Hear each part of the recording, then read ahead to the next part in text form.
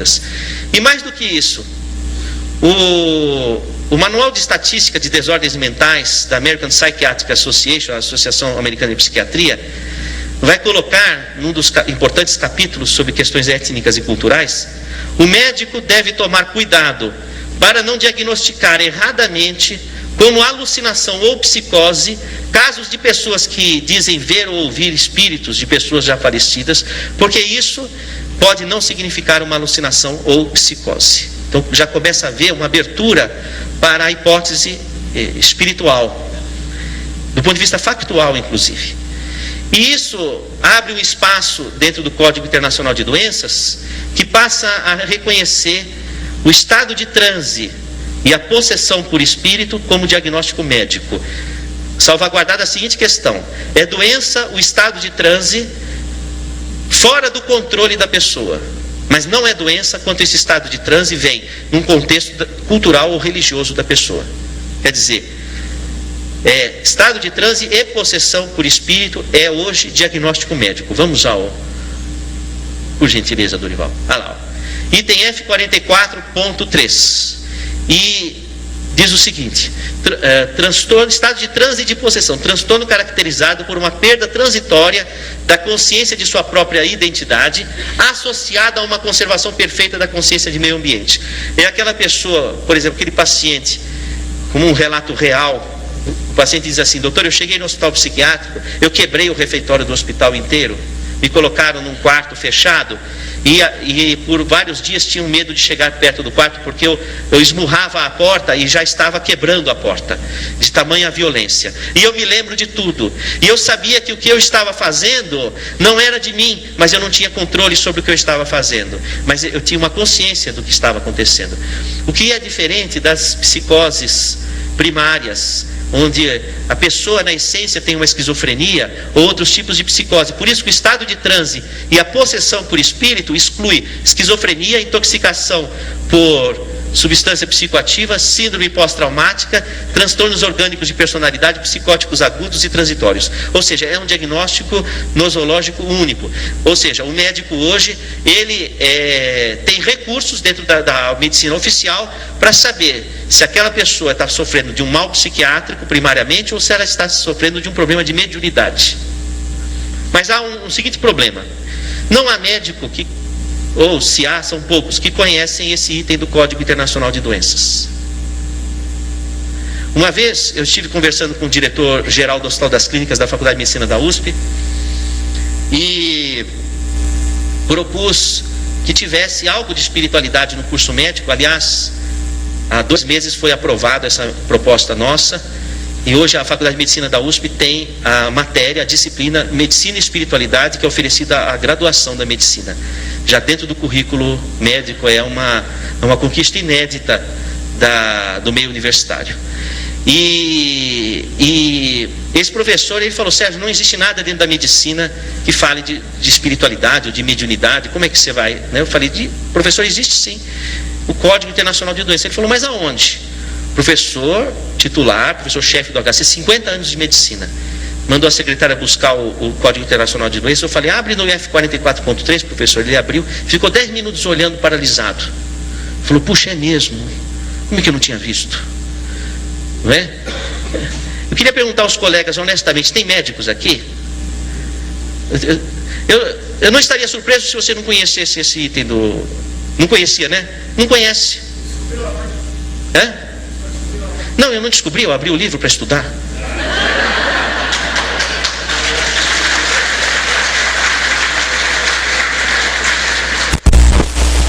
Foram cientistas que nos antecederam e já perceberam essas coisas, não é? Então, na verdade, o meu interesse é estudar o fenômeno do estado de transe, os fenômenos mediúnicos e a fisiologia, do ponto de vista médico, tá? O que não descarta a necessidade de estudos por outras fontes. Eu até estava conversando com um colega aqui, dizendo que estudar espiritualidade precisa ser, mesmo na área médica, precisa ser estudado também por não médicos, porque o médico, ele fica amarrado com as determinações da academia.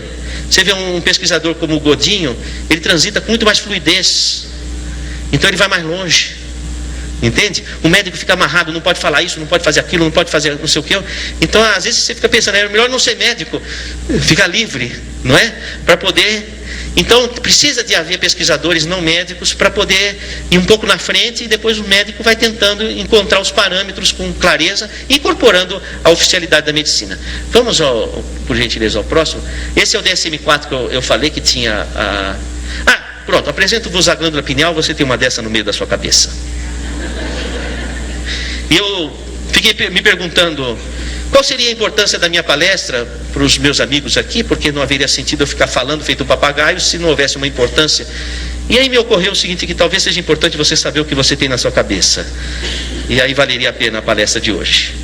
Então você tem uma glândula pineal, que não é como essa, ou talvez seja, não sei, vamos à próxima, por gentileza, Dorival.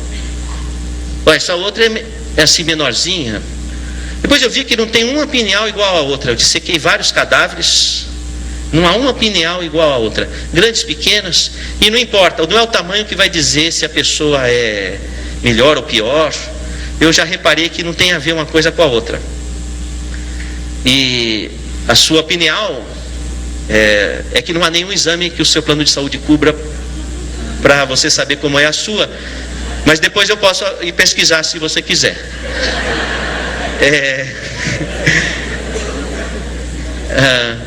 O próximo, por gentileza.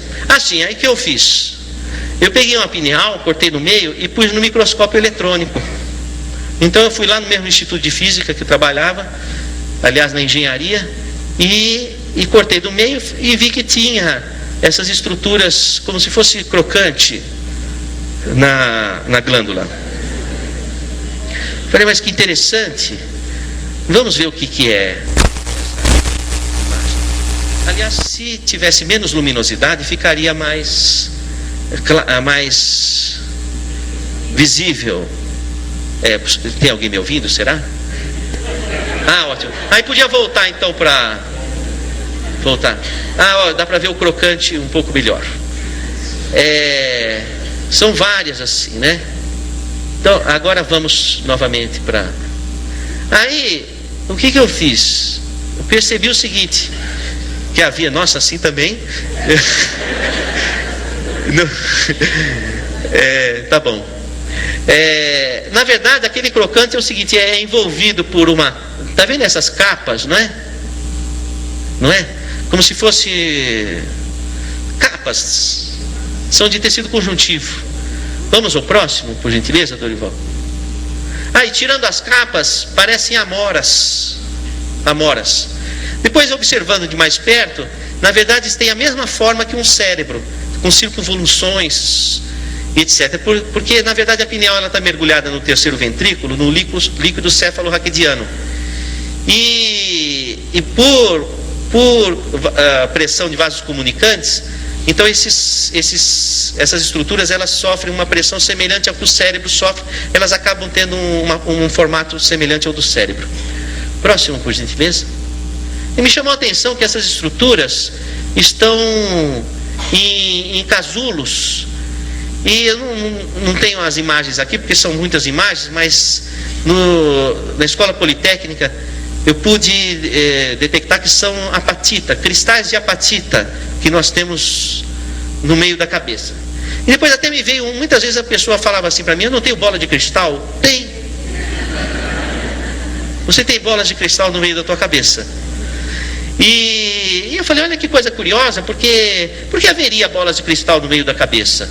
Eu fiquei me interrogando.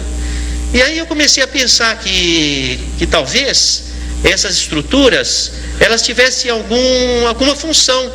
Porque antigamente se pensava que a glândula pineal, ela degenerava com a idade.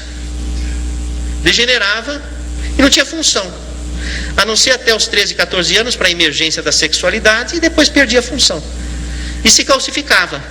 Pois é, o que acontece? Com esse trabalho nós percebemos que na verdade não é que a pineal se calcifica, ela forma estruturas organizadas. Como por exemplo, quando nascem seus dentes, você não vai dizer que a sua boca calcificou. Formou dentes, que também tem o esmalte dentário de apatita também.